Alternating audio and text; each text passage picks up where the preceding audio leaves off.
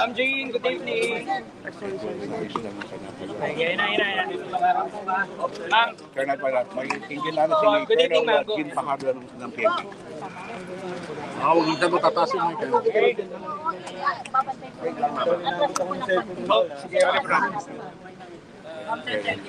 Ay, magandang gabi po. Tatlong bagay lamang po yung sasabihin ko. Unang-una po ay kinukumpirma po natin na hawak na po natin si Pastor Kibuloy, si Jacqueline Roy, si Ingrid Canada, si Crescente Canada at si Silva Semanes po. Nakuha po natin yung custody po nila around 5:30 this afternoon at mga bandang 6:30 po ay lilipad po natin sila mula po sa Davao at papunta po dito sa Villamor po, layo lumabas. Lumapag po sila ang C-130, lulan po nitong mga nasabing individual at nakakating po sila dito sa Villamor na around 8:30 ng gabi at nakakating po tayo dito sa custodial facility na mga around 9:10 ng gabi po. Sa ngayon po ay nag-undergo po sila ng booking process. Kasama na po dyan yung fingerprint at mugshot at natapos na rin po yung physical and medical examination. At nangyari po itong pangyayari po na ito dahil kanina pong mga bandang 1:30 po ng hapon ay nagkaroon po ng negosasyon para po sa mapayapa po nilang pagsuko dahil binigyan po natin sila ng ultimatum ng within 24 hours po ay kailangan po nilang sumuko at nagkaroon po ng negotiation. So ito po ay joint efforts po ng PNP and AFP. ma'am, sa loob po ba ng sa loob ng Kingdom of Jesus Christ sumuko? O doon po mismo sumuko? Yes po. Apo. Sa loob po ng KOJC compound po natin sila nakuha. Ma'am, dito sa loob ng PNP Custodial Center, magkakasama po sila sa isang kwarto? Paano po mangyayari? Wala pa po tayong detalye po dyan. Maraming salamat po. Yun Ano lamang po yung mga susunod na mangyayari po? Ongoing po yung processing po ngayon dahil 5 katao po yan.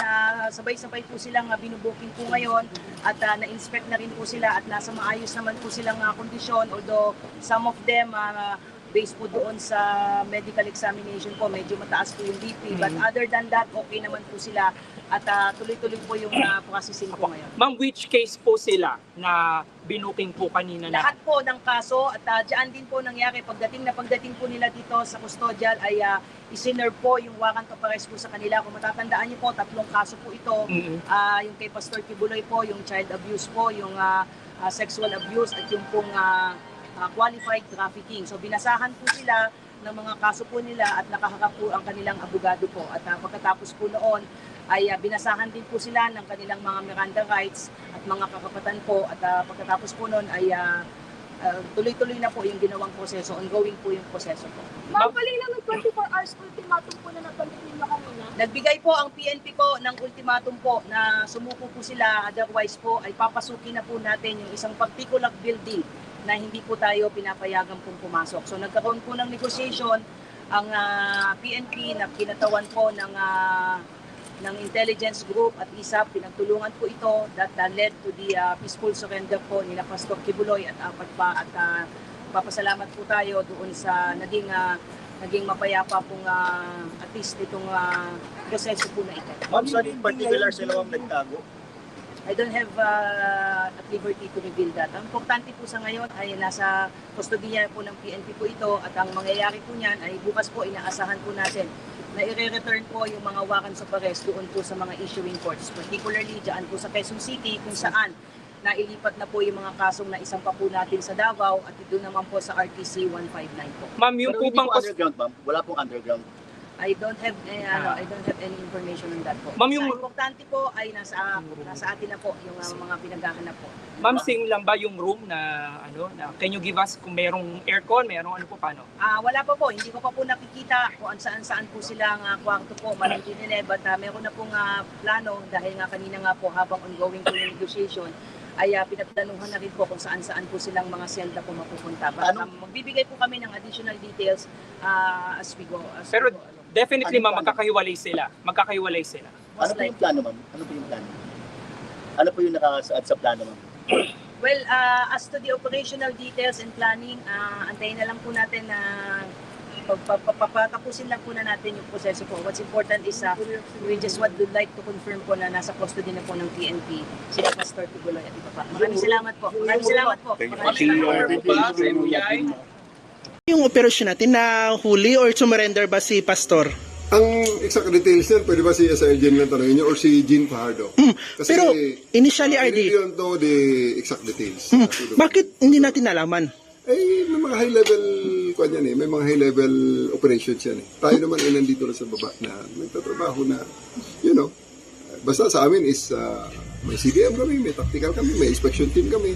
Ganun lang. Ngayon, kung may high level operations, yun, hindi rin namin alam. Basta, So- may mga ibang unit din kasi dyan na nagtatrabaho na hindi. Kaya nga sabi ko right at the very start, sa mga lagi ng alipusta sa atin dyan at mga kakausap natin na this is not just a Pro 11 operation. This is something else. This is a very high-level operation. Kasi nga, considering na ang tao, yun ang high profile. Anong oras siya clarification surrender o nadakip po? Hindi ko alam sa totoo lang, hindi ko alam ang actual details. Pero sa LG na lang. anong oras po daw, RD?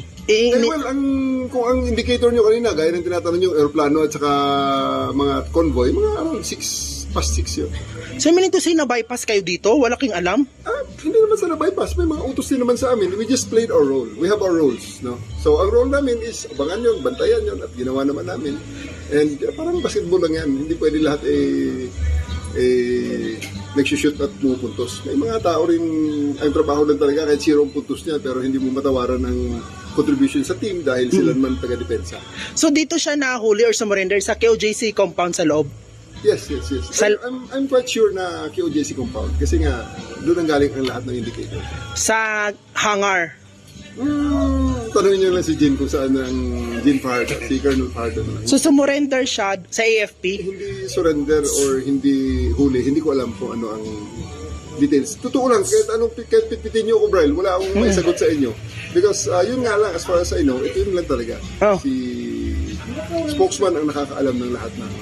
Pero ngayon, RD is nag-pull out na kayo? Pull out na, wala na, there's no more point. At yun naman ang pangako namin na pag nawala na si Pastor, wala na.